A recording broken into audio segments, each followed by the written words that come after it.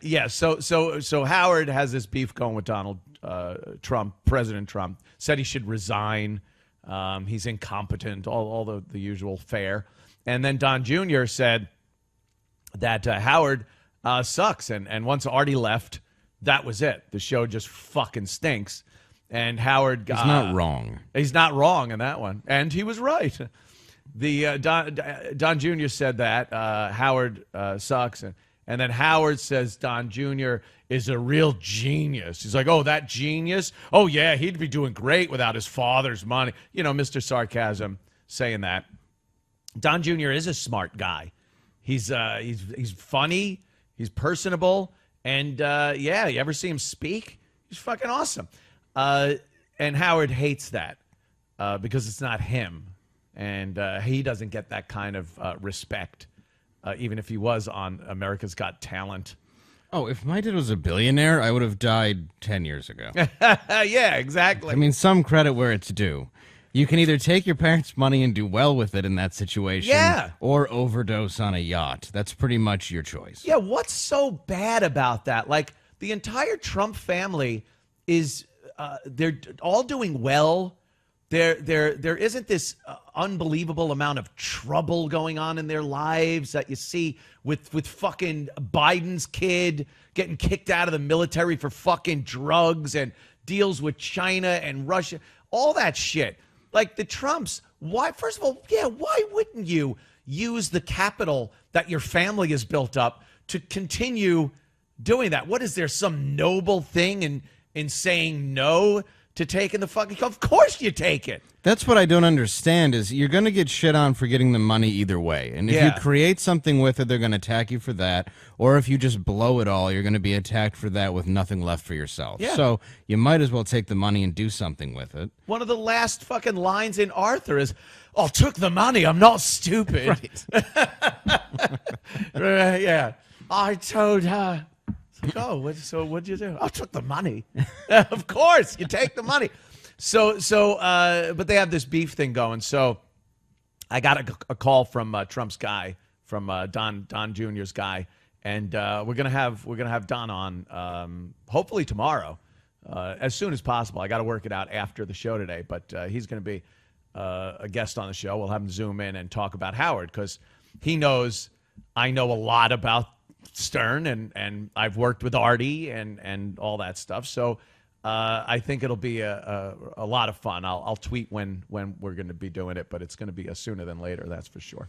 I like Don. I'm excited. He used to come and do our show, the O&A show, and we had a lot of fun with him. He's avid gun guy. We always talk guns and shit like that. This was before Trump's election. So looking forward to that. You know, get that. Because I guess something was in the Washington Times today. That was the article, if you want to pop it up, about Howard. Like, Howard just, I mean, he's so separated from the reality of who he is, who he was, his audience. Like, he doesn't even care anymore. Well, Robin. I can't even make fun of his dark hair. Jesus. I can't even make fun of his hair. But even if you dislike Trump, which is fine. Yeah. Why would you shit on a guy who you know personally? That's the part I don't understand. Yeah. Like, he's been to the weddings. He's a family friend. He knows him. Why would you...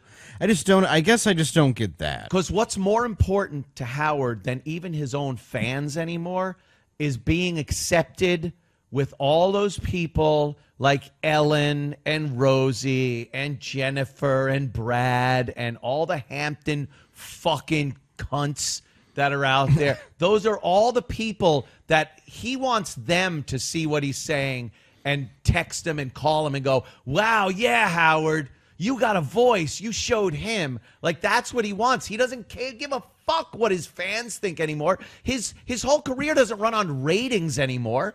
When it was ratings, he fucking treated his fans like they were the most important things on earth. But now it doesn't matter how many people are actually listening to him, not listening, love him or hate him. He gets a paycheck from SiriusXM. It has nothing to do with how many subscribers are there for him or how many subscribers the platform has for 80s on 8. It doesn't fucking matter. They are going to continue to pay Howard Stern money regardless of how many people don't like him and don't listen to him anymore. And That's what's important to him now, is being accepted by all those fucking Hollywood shitheads that we see every day. But even a lot of the Hollywood shitheads, like you mentioned Brad Pitt or whoever, they're playing a game they have to play. They're doing what they have to do to stay. Like their goal was to be in Hollywood. They didn't create their own thing. They went to something. They've played by their rules, and they're arguably, I'd say, pretty goddamn successful. Yes. So they have to play by that rule. So every now and then, when you bother Brad Pitt, he's probably got to be like, "Oh my fucking God. Yeah, I don't, he's awful. Hey, whatever." You know, they have to play that game, and I don't care. And you can look at it and say, well, that's not being your own person, whatever. They don't want to be. They play other people for a living. That's their job. Yeah, they went to not be themselves. Right. You don't want to know the real them. Yeah, yeah. That's why people don't like when celebrities like Alyssa Milano speak out, because she, truthfully, let's be honest, she ran out of work and needed something to do, so she just started bothering people. And half the country was like, yeah, I agree, because I don't have my own thoughts. I jacked off to her when I was younger. Sure, I'll agree. She got tits. Nice, big, fucking tits. Yeah. Yeah. Yeah, she's just bored. I mean, I understand playing the Hollywood game if you want to be in the Hollywood system. Yeah, yeah. But he didn't have to be. He created something himself in New York that he built up on the blue-collar ideology. But he couldn't get in with that crowd being Howard Stern, 1995, 96, Howard Stern. He couldn't get in to that group. They knew who he was.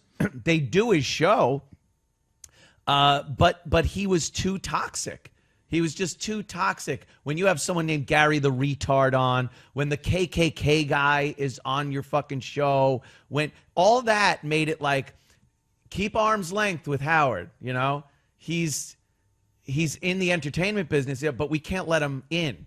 And then he started getting in and had to disavow everything he did to make him that Howard Stern. And now it's a completely different guy. And like I said, it's fine if you grow out of that. And I understand you don't want to be in your 60s having nude girls running around your studio while you throw baloney at them. I get it. It doesn't look good. But to totally disavow what you had done so you fit in with Hollywood, to tell Gilbert Gottfried that he's not even allowed on the show anymore, not even tell him, to have your assistant tell Gilbert Gottfried he's not allowed to be on your show. Gilbert Gottfried, who arguably one of Howard's greatest guests, consistently, when you heard Gilbert was going to be on the show, you didn't leave your fucking vehicle until the show was done because it was hilarious. Right. And then to just go, yeah, he can't be on anymore because he says things that offend. Here's what was interesting about Stern, and he had a movie. He was successful. He was doing them TV. He was something a little outrageous, but Hollywood used him. The second they needed to promote a film, he could get anybody in that he fucking wanted, any star, he was already in. He wanted to be more in. The problem with Stern was, once he did push out all that shit, I remember a very specific interview where he had Ben Stiller on. And Owen Wilson had attempted suicide, and he started basically agitating Ben Stiller and being really shitty, like, come on, why'd he try to kill himself? And he's like, Howard, I really asked you not to talk about this. Oh, shit. And that wasn't for, some people can say that's radio gold. That is a shitty thing to do to somebody. It's just a shitty thing to do. And it didn't have the charm of, maybe Artie was still on at the time, I don't remember, but you saw that once he started getting rid of a lot of the old stuff, it became more cruel. And I think that he's attempted to pull back on that so much that he's becoming Ellen. And that's what bothers me. It's like, I understand that he probably felt, okay, maybe I am becoming an asshole, so maybe I can step back a little bit. But the second he got that America's Got Talent thing, he got this taste of mainstream that he had never had before, which was that he craved. It's essentially a Foxworthy level sort of fame where kids will run up to you, you know, and he never had that. So it was a taste of something different. So he liked that because now he's, I can grow out of this. I can let go of all that. We can pretend it never happened. And he doesn't realize that's not what people enjoy about him. Yeah, that's not what people enjoy about him. That's it right there. He doesn't understand that, but he doesn't care.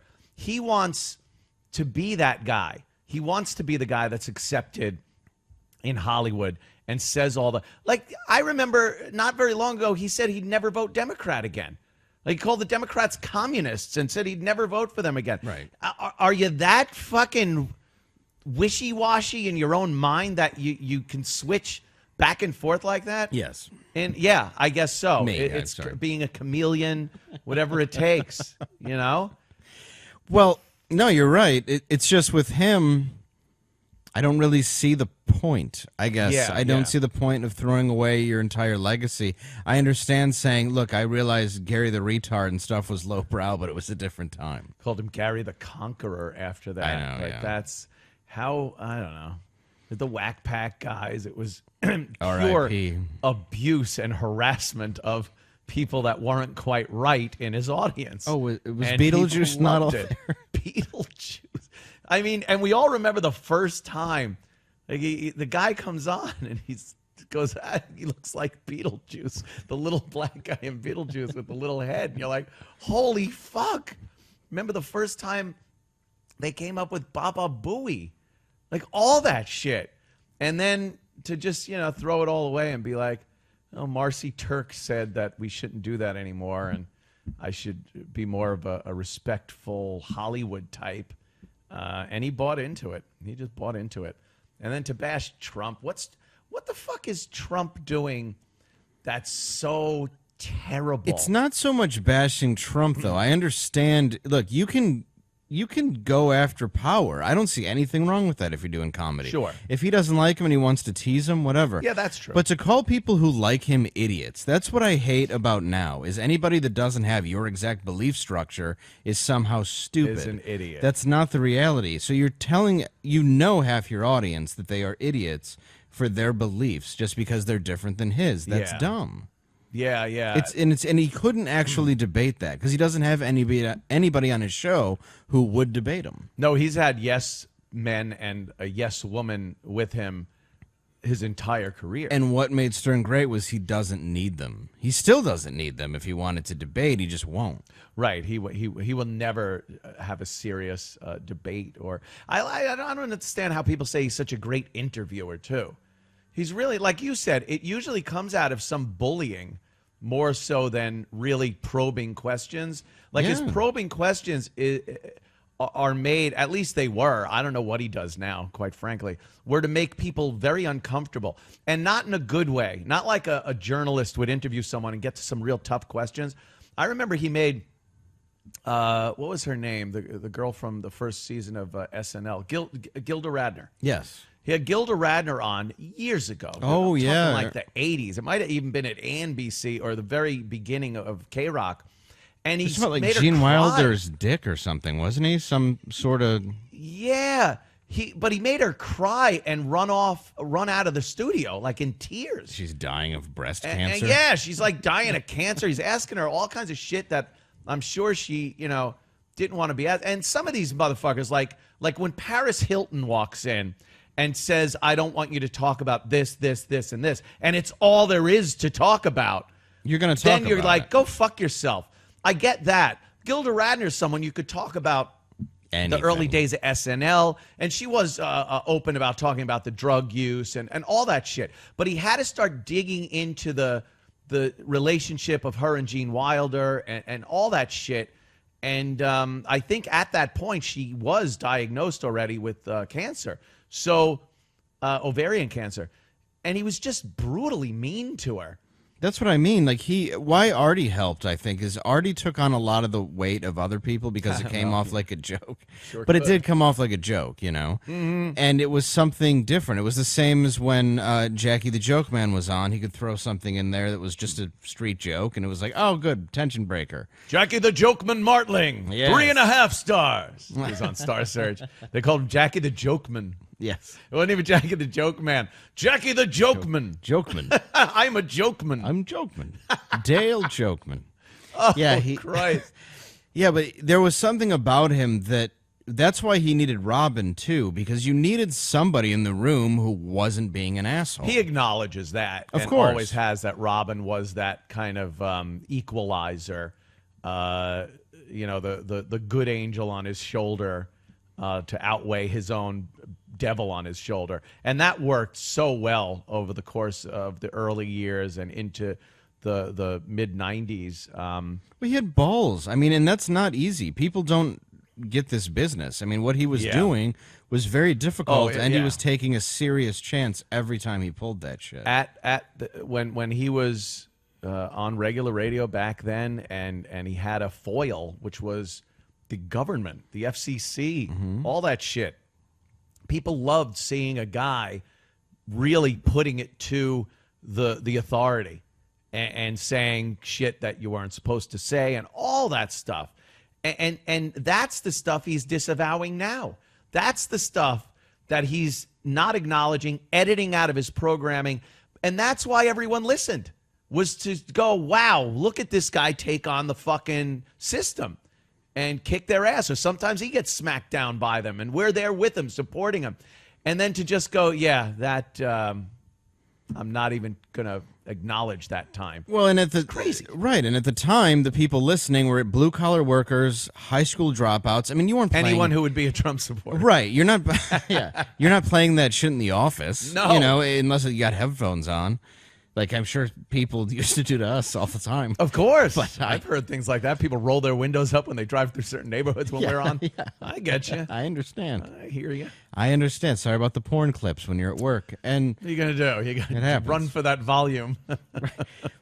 But there's something fun about it, and there is something a bit cheesy about the old shock jockery now. I understand that. It's pretty corny to... Now it's like watching that guy do the Monica Lewinsky joke. Right. If you're a shock jock, the term itself is silly. The Opie and Anthony show was right at the ass end of that whole time, but it lasted quite a while from the 80s all the way into the early 2000s.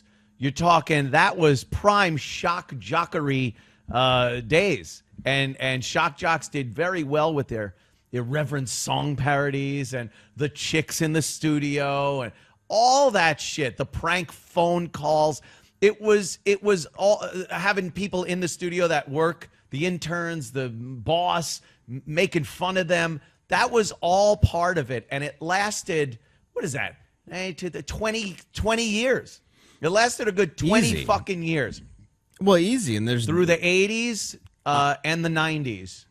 That was the solid time for it. But that's what we were up against also at the time, was every day do something insane, do something crazy that people are going to talk about. Of course. And that was the essence of the shock jock. You want to shock people. You want to do things that it brings up any kind of shock, whether it's hilariously funny, disgusting, insulting, terrible. Those were all the tools of the shock jock. And like I said, it lasted a good 20 years. And I understand not doing it now. That's fine. But as far as like getting back to the Howard thing, there's a difference between sitting here and discussing it like we are and saying, you know, this is how it was and this is what happened. And Howard, which is not acknowledging it ever happened, hoping no one brings it up, and him mingling with the Hollywood people who would be absolutely repulsed by him in blackface, him having a KKK guy on, shit like that. But he'll never be fully embraced in that sense. He's always going to be a little bit of an outsider. You think? I mean, boy, look, he certainly seems to.